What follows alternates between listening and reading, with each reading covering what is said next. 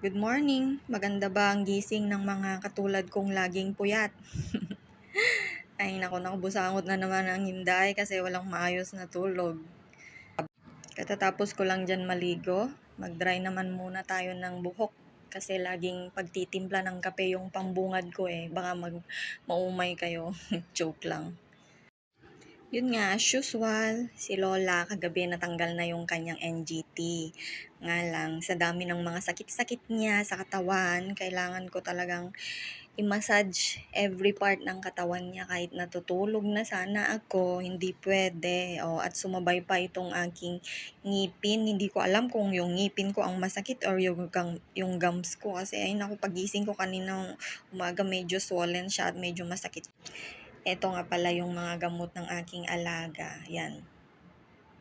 Kahit ako naman magrereklamo kung ganyan kadami yung iinumin kong gamot, pero wala naman siyang magagawa kasi nga ang aking alaga, nag-undergo siya ng operation ng bypass last 2 months, kaya kailangan niyang mag-take ng mga medicines na yan. It's my day off later, around 5 o'clock lalabas kasi ako.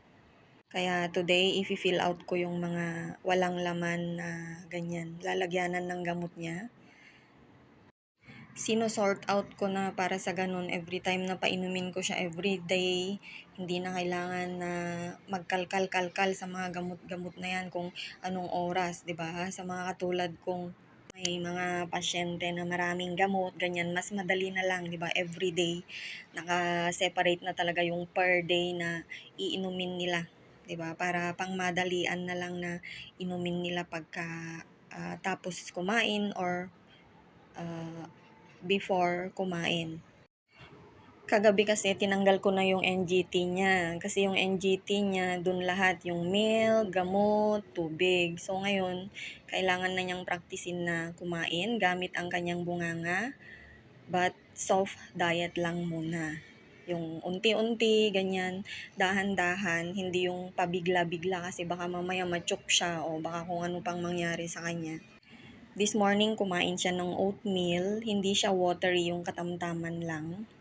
Tapos, uminom siya ng at least 300 ml of water. Kinaya naman niya yon. Then, after drinking, yan nga, pinainom ko yung 1 set na ganyan. Today is Thursday, yan yung gamot niya na iinumin niya. Inisa-isa niyang ininom yung mga gamot niya. So far, so good. Wala akong narinig na reklamo kasi okay daw yung pagpasok ng gamot sa kanyang lalamunan. Yan nga pala, ang weather ngayon, mainit-init. Have a good day.